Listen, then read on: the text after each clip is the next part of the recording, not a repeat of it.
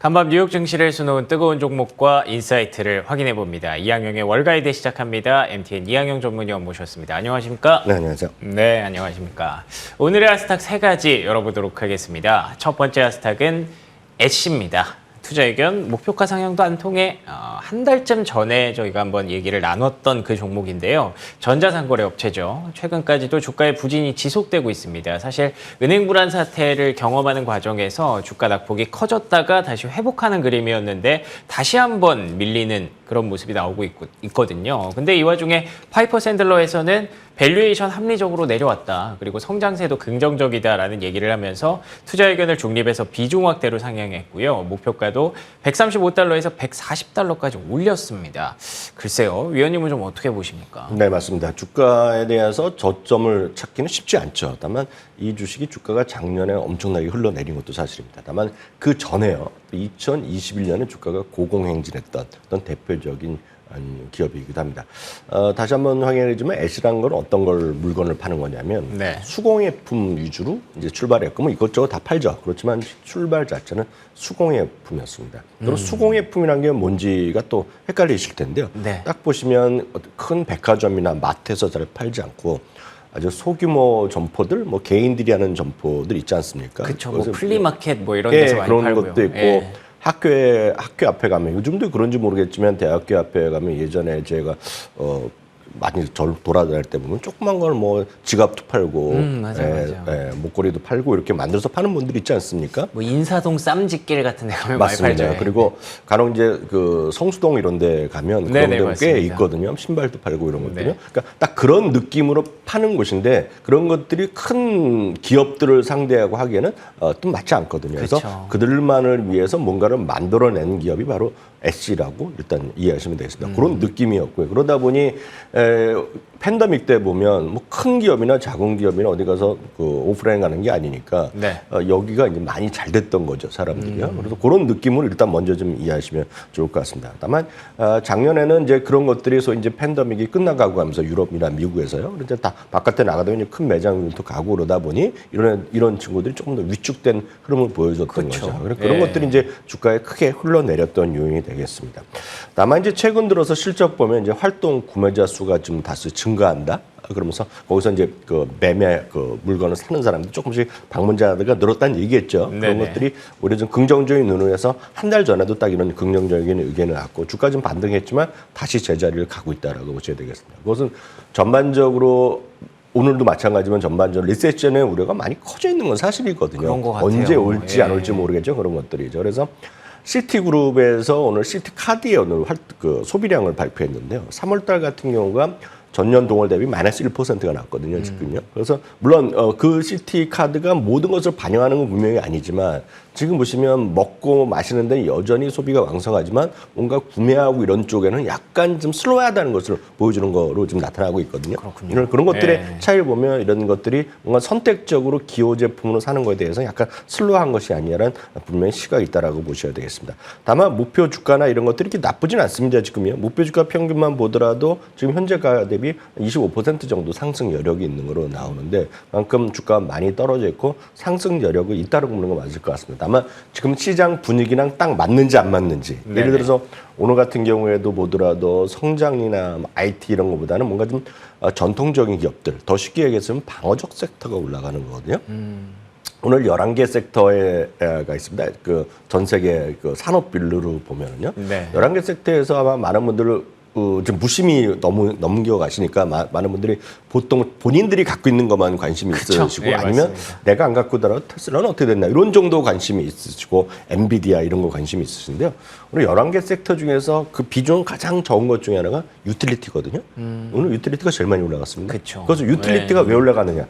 방어적이기 때문에 올라가는 거고 시장에서의 변동성에서 약간 자유롭기 때문에 올라가는 건데 딱 그런 느낌으로 지금 상황에서 딱 맞느냐 안 맞느냐에 대해서는 물론 장기적으로 가면 괜찮겠다고 주장도 있지만 제가 봤을 땐 지금 시장이랑 약간 매치는 좀 덜 된다라고 말씀드릴 수 있겠습니다. 알겠습니다. 꾸준히 말씀하시는 게 이제 먹고 마시고 이런 쪽에서는 어느 정도 우리가 소비를 하고 있지만 추가적인 소비는 조금 시장과 현재 시점에서는 매치가 안 되는 것 같습니다. 그래서 두 번째 종목이 이 종목일 수도 있을 것 같네요. 치폴레입니다. 실적으로 존재감을 보여줘 최근 들어서 이제 먹거리 관련 기업에 대해서 많이 얘기를 좀 해주고 계신데 치폴레도 굉장히 대중적인 그런 외식 업체잖아요. 그런데 주가를 보니까 뭔가 좀 상단이 막혀 있는 듯한 뭐 지난번에 봤던 맥도날드나 이런 기업이랑은 조금 다른 모습이더라고요. 그래서 오펜하이머에서 1분기 실적으로 그걸 입증해 낼 것이다 라는 의견을 내놨는데 이번에는 좀 기대해봐도 될까요?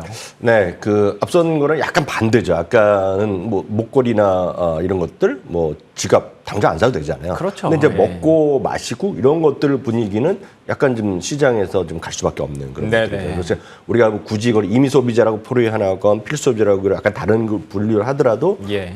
가서 먹는 거거든요. 네. 그러면 이제 우리나라에선 치폴레가 들어와 있지 않아서 익숙하지 않을 수는 있지만 상대적으로 저렴한 가격이고 빨리 먹고 나올 수 있는 그런 그릇입니다. 그래서 마치 뭐 맥도날드 같이 그럼 바로 주고 그런 건 아닐 수 있지만 바로 예. 담아주는 거기 때문에 이 그쵸. 형식은 대학교에서 카페테리아 같은 거 있지 않습니까? 네네. 그러니까 지나가면서 물건 자기가 얹고 바로 주고 뭐 이런 분위기이기 때문에 상대적으로 맥도날드만큼은 아니지만 그래도 상당히 빨리 우리가 해서 즉석에서 만들어서 주는 거기 때문에 그만큼 인기가 있습니다. 2,500여 개의 지금 매장이 있고요. 미국, 캐나다, 유럽, 독일, 뭐 프랑스 이런 데 유럽에 있는 매장이 되겠고 이제 브리또라고 해서 뭐 좋아하시는 분 계실 텐데 그거 이제 대표적인 메뉴가 되겠고요. 네. 특히 이게 이제 인기 있는 이유는 어찌됐건 그 뭐랄까 자연 친화적으로 키운 육류 그리고 뭐 닭도 마찬가지지만 그래요? 그런 쪽을 상당히 강조하는 것이 바로 핵심이 되겠고요. 이제 사업 초기에는 이제 맥도날드도 사업을 지분 참여했을 정도니까 그만큼 안정적인 기업이 되겠고요. 사실 보면 2006년에 IPO를 했었는데 당시 첫날 주가 100% 상승했고 그 전에 6년 전에는 가장 성공한 IPO라고 분류됐던 그런 기업입니다. 네. 근데 이제 얘기 나왔는 대로 본론으로 들어가면 오펜하이머가 업종의 토픽으로 재확인했고요. 1,875달러에서 1,940달러. 이게 주가가 상당히 비싼 주식입니다, 지금요. 예. 고가에 있는 매매되는 가격이 비싸다는 의미인데 1,940까지 올려놨습니다. 또 하나 이제 흥미로운 것은 현재 진행 금융 위기에 대해서 금융 우려감이 상당히 있지 않습니까? 그럼에도 불구하고 이런 시장에서도 꿋꿋하게 올라가고 그리고 이런 것들이 매수 의견도 있고 그리고 여전히 목표 주가까지의 괴리감이 상당히 있는 거를 CNBC에서 엊그저께 12개를 뽑은 적이 있는데요. 거기 한번 표를 한번 잠깐 보시면 여기 보시면 여러분들 여러 번 제가 강조드렸던 세일즈포스도 들어가고 알파벳도 들어가고 브로드컴, 애플 이런 거 다 들어가는데 거기 딱 치폴레가 들어갑니다. 그러니까 그만큼 많은 사람들이 지금 관심을 받고 있는 그런 흐름이라고 보셔야 되겠고요. 저는 이건 마찬가지라고 보고 있습니다. 이 치폴레도 마찬가지. 그리고 맥도날드는 오늘도 산성체육 갔다가 종가 약간 밀리면서 뭐 네. 약보합으로 끝났지만 그런 흐름들, 먹고 마시는 이런 시리즈들이 지금 시장에서 그나마 좀 편안할 수 있다. 그래서 그제 뭐 똑같은 주제를 말씀드리지만 IT 성장 일변도만 갖고 계시면 약간 스트레스를 받을 수밖에 없다. 그러니까 오늘 같은 일이 또다시 반복되냐. 유틸리티가 이렇게 2.6%가 올라가는 걸 제가 기억하는데 그만 급등할 일이 있다 없다? 저는 없다고 보고 있어요. 그렇지만 그럼에도 불구하고 대한민국의 유틸리티는 진짜 아주 재미가 없거든요. 그쵸. 그렇지만 네. 미국의 유틸리티는 상당히 개념이 다르다는 걸 보면서 그런 것들을 굳이 한 종목보다는 무슨 ETF가 됐고 여러 가지 방안들이 많기 때문에 조금 시각을 다양하게 할 필요는 있다. 그래서 다시 한번 정리드립니다. 알겠습니다. 미국 증시 역시 좀 길게 가져가는 흐름이 중요하기 때문에 이 흐름을 지켜낼 수 있는 그런 전략에 대해서 꾸준히 얘기를 해주시고 계십니다. 음식료주뿐만 아니라 유틸리티주에 대한 관심도 한 번쯤 가져보면 좋을 것 같네요.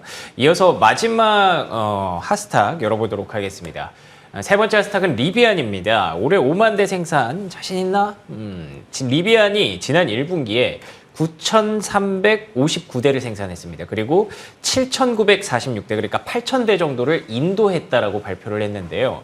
여전히 올해 생산량 목표치는 5만 대랍니다. 그럼 1분기에 1만 대를 못 생산했으니까 2, 3, 4분기에서 4만 대를 더 만들어내야 되는 건데 시장에서는 그걸 별로 믿지 않는 것 같습니다. CFRA에서는 강력 매도라는 관점을 내놓기도 했는데요. 위원님은 어떻게 보세요? 네, 맞습니다. 오늘은 실제로 리비안은 5% 정도 빠졌습니다. 예, 빠졌고 맞습니다. 사실 리비안뿐만 아니라 오늘 테슬라도 빠지고 그렇긴 하죠. 다 네. 빠졌기 때문에 뭐 약간 뭐 그런가 보다 넘어갈 수 있겠습니다만 테슬라는 여전히 자동차가 잘 팔리는 기업이라고 보셔야 돼요. 특히 이제 테슬라라는 건 지역별로 이제 그 공급이나 이런 것들 잘 조정을 하기 때문에 약간 차이가 있을 수 있지만 유럽 같은 경우는 전년 대비 그냥 40~50%씩 다 팔리고 있거든요. 그러니까 그런 약간 차이가 있다라고 먼저 좀 말씀드리겠고요. 리비아는 아시다시피 처음에 이제 유명해진 것은 아마존이 뭐 돈을 주겠다는 거고 아마존이 처음에 뭐 5만 대, 10만 대를 주문했다 그런 것도 있고 또 하나 이제 많은 사람들이 그런 그 배달용 차보다는 실제로 그림 한번 보여드리겠지만 그 소위 F-150 같은 트럭이거든요. 트럭. 그렇죠. 예. 근데 이런 것들이 자동차 엄청 비쌉니다. 지금 이 차가요. 그래서 이제 인도가 막 되기 시작했고 제가 아는 지인도 이건 하나 주문했거든요. 5월에 인도 받는 걸로 알고 있습니다. 해외에 있는 지인인데. 궁금하네요. 예. 근데 그렇게 사는 차는 좋을 거라고 얘기를 많이 하고 있어요. 다만 이제 차가 좋고 기대감 있다는 거랑 주가랑은 완전히 다른 스토리가 있을 수 있다는 거죠. 많이 팔아야 되니까. 네, 그런 건 좀 염두에 두셔야 되겠는데요. 네. 미리 말씀드리지만 월가 전체 의견은 매수 의견이 많습니다. 지금요. 매수 의견이 분명히 많은 건 사실입니다. 그래서 목표 주가 평균이 보면 지금 보면 31달러가 넘어서 갔고요. 100% 이상 차이가 분명히 있는 것도 사실입니다. 그래서 가장 높게 보는 사람은 60달러도 있겠고요. 낮은 사람은 더 좀 안 좋게 보는 것도 있는데요. 다만 매수 의견에 불구하고 지금 보시면 빨간 거 보면 투자 목표 주가 내렸다는 거거든요. 그러네요. 최근에 이제 목표 주가 좀 내리고 있는 건 사실이 되겠습니다. 그러면 앞서 잠시 언급이 있었지만 지금 생산량이랑 인도량이 예상을 맞췄느냐 하면 잘 못 맞춰왔다는 것이 현실이 되겠습니다. 그만큼 하나는 이제 지금 큰 거 빨간색이 생산량이고 보라색이 인도량인데 그걸 못 맞춰왔다는 것이 이제 핵심이 되겠고요. 그 올해 5만 대에 대해서 신뢰성이 있다 없다도 여태까지 한 거로 맞춘 적이 없거든요. 그래서 그러니까 그런 것들에 대한 네. 뭔가 신뢰가 좀 없다라고 이해하시면 되겠습니다. CFRA라는 것은 미국의 독립 리서치 기관으로는 최고라고 보시면 될 것 같습니다. 예. 그래서 독립 리서치 기관인데요. CFRA는요. 저는 이런 의견은 별로 본 적이 없습니다. 저도 꽤 없어 있었지만. 투자하기는 하향했는데요. 저는 하향하면 내분이 매수에서 중립에서 매도라고 생각하고 하는데요. 얘네들은 매도에서 강력 매도로 지금 매도를 썼습니다. 네. 그래서 이런 부분이 이게 맞고 틀리가는 뭐 나중에 봐야 되겠지만 이게 바로 미국식 애널리스트의 그 차이다. 그러니까 우리나라에서 이런 레포트를 본 적이 없고 이렇게 매도 레포트를 쓰면 난리가 납니다 이거는. 그러니까 어디가나 뭐 사회적 이슈가 되고 뭐 중립만 돼도 난리가 네, 나는데요. 난리가 나는데요. 여하튼 이런 매도에서 강력 매도가 있었다는 것도 자체가 흥미로운데요. 2023년 주당 이익의 전망치를요. 적자 5.5달러 정도는 예상했었는데 8.5달러로 더 내려버렸어요. 적자폭을 꽤 낚았고요. 2024년 대신 유지했고요. 하셨다시피 차량 인도가 7,900대 나왔는데요. 자기네 생각할 때 10,000대 정도로 예상했었다는 거예요. 자기네 생각에. 그러니까 자기네가 훨씬 떨어졌다는 얘기가 되겠고요.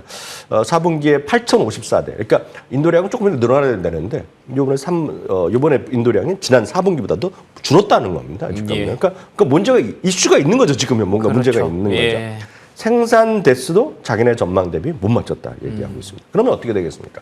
계속 누가 돈을 주면 되겠고 아니면 차입이 가능하면 좋겠지만 딱 그림 하나로 이거는 설명이 딱 끝난다고 보고 있는데요. 현금 및 현금 등가물이라는 이제 항목이 있는데요. 이 현금 및 현금 등가물이 계속해서 급속히 줄어들고 있습니다. 그러네요. 그래서 영어로 보면 현금을 태운다 그래요. 버닝 캐시라는 말을 쓰는데 딱 이런 표현이거든요. 그럼 왼쪽에 있는 거 왜 들어왔느냐? 이거는 이제 계속 지분을 주식을 증자한 거죠. 우리식으로 보면 계속 차입을 했거나 증자했으면 현금이 들어오잖아요. 그렇죠. 근데 이제 확 빠져나가는 거예요. 그걸 계속 쓰고 있는 거고요. 네, 그러니까 이걸 하기 위해서는 무언가를 해야 되잖아요. 네네, 그래서 그럼요. 그런 것들이 지금 아쉬움이 남는다고 보셔야 되겠습니다. 그럼에도 불구하고 어려움이 있지만 언젠가 이거 주가는 다시 생산이 잘 되면 주가가 급등할 수도 있죠. 다만 늘 말씀드리지만 테슬라가 10년 동안 적자였거든요. 10년 동안 주가는 재미없었고 2017년, 18년에는 부도난다는 얘기도 많이 있었고요. 훗날에 재작년이었는가? 작년 2021년으로 제가 기억하는데요. 일론 머스크가 짧게 트윗을 하나 날린 적이 있습니다. 왜냐하면 2018년, 19년에 일론 머스크가 대마초핀 거 혹시 기억하시는지 모르겠습니다. 팟캐스트를 하면서 대마초를 피워갖고 사회적 이슈가 되고 많이 했었고요. 특히 모간 스탠리의 아담 조나스 같은 경우는 이거 지금 파산 가능성이 있다. 얘기 예. 경고를 했던 적이 있었어요. 그렇군요. 그래서 목표 주가가 무슨 8달러, 10달러 그 당시 가격으로 10달러였던 가격이 있었는데 그게 2018년이거든요. 네. 근데 진짜 이들이 캐시를 날리고 있을 때죠. 딱 의뢰했을 때 그죠. 지나고 나니까 역사적으로 알려졌고 그거를 자기가 트윗으로 일론 머스크 한 적이 있습니다. 자기가 그때 팀쿡한테 메일을 보냈다는 겁니다. 아, 맞아요. 우리를 인수해달라고. 사달라고. 예. 근데 그 다음에 일론 머스크 성격 아시잖아요. 약간 비아냥거리면서 했던 얘기가 뭐냐면 답장도 못 받았다 그랬어요.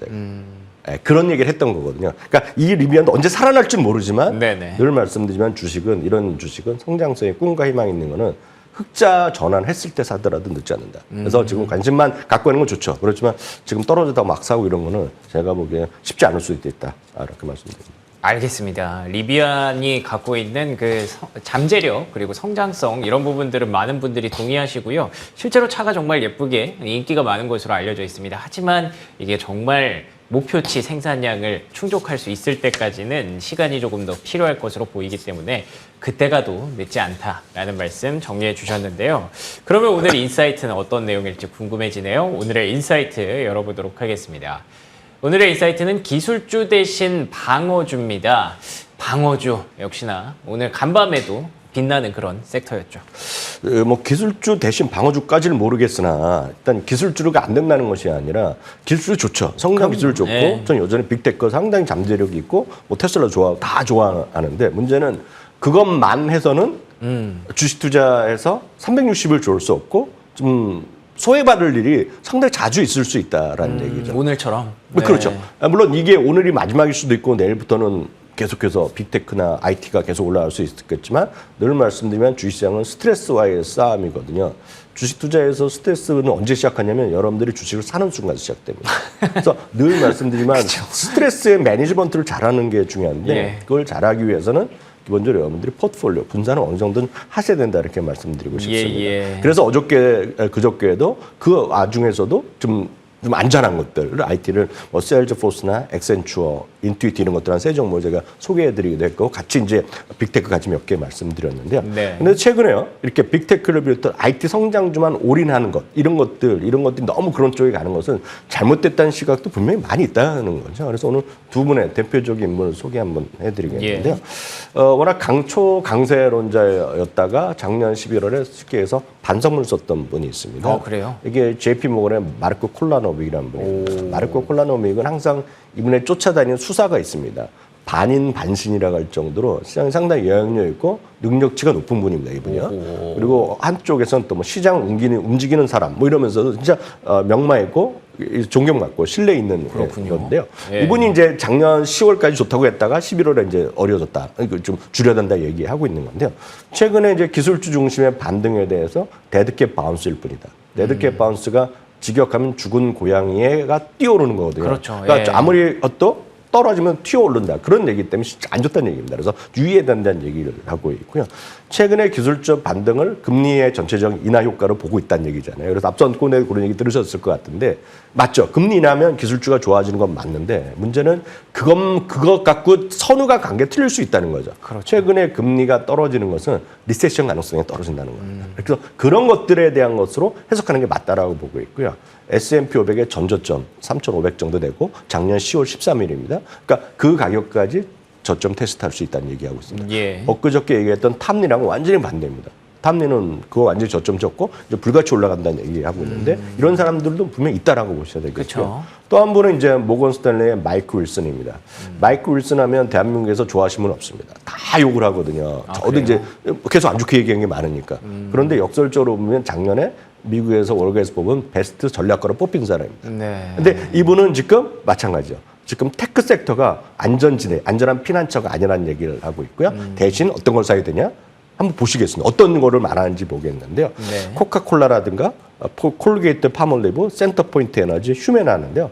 쉽게 해서 제 표현이 아니라 제가 직역한 것이 전통적으로요. 따분한 방어적 주식을 예. 안전지대라는 얘기입니다. 그래서 지금은 늘 말씀드리지만 마이크로소프트 좋고 애플 좋지만 저희가 자주 보이던 적정 주가는 거의 붙어 있거나 많이 넘어선기 직전인 것들이 꽤 있다고 말씀드렸잖아요. 딱 그런 개념이라고 보셔야 되겠습니다. 지금 시장이 아주 좋을 때는 적정 주가 볼 필요 없이 그냥 꿈과 희망만 가면 되지만 지금은 그렇게 아주 좋은 시장은 아니기 때문에 약간 방어주로 봐야 된다는 그런 차원에서 그게 워낙 붙어 있기 때문에 지금은 떨어진 걸 좀 떨어지고 좀 안전한 걸 가라자는 얘기를 하는 거다라고 보셔야 되겠습니다. 예. 코카콜라를 보겠습니다. 코카콜라 여러분 맥도날드의 사상체 효과랑 같은 흐름으로 보시면 되겠습니다. 그러네요. 그러니까 코카콜라 같은 것들을 꾸준히 드시고 예를 들어서 생수도 드시고 다 드시잖아요. 그런 게 되겠고요. 콜게이트 파멀리브는 쉽게 얘기해서 치약이랑 로션 이런 생활용품이지 않습니까?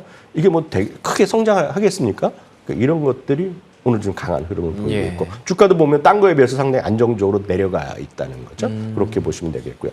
센터포인트 에너지는 저거는 유틸리티 회사입니다. 네. 그러니까 우리나라 전력가스 회사라고 보시면 될 것 같은데요. 딱 그런 회사가 오늘 올라가는 거거든요. 그러네요. 딱 이런 느낌으로 보셔야 되겠고요. 다음은 보험회사의 큰 것 중에 하나는 휴메나거든요. 그러니까 휴메나 이런 것들도 마찬가지. 요즘 올해 그 보험회사 헬스케어가 다 안 좋았는데 이런 것들 보시라는 얘기를 하고 있고요. 늘 말씀드리지만 이런 걸 다 포함한 것과 여러 가지 있겠지만 제가 보면 가치지수 ETF로 세상에서 가장 큰 거는 VTV거든요. 네. 성장주만 갖고 계신 분은 이런 것 좀 ETF로 해보시는 게 좀 바람직하다 이렇게 말씀드립니다. 알겠습니다.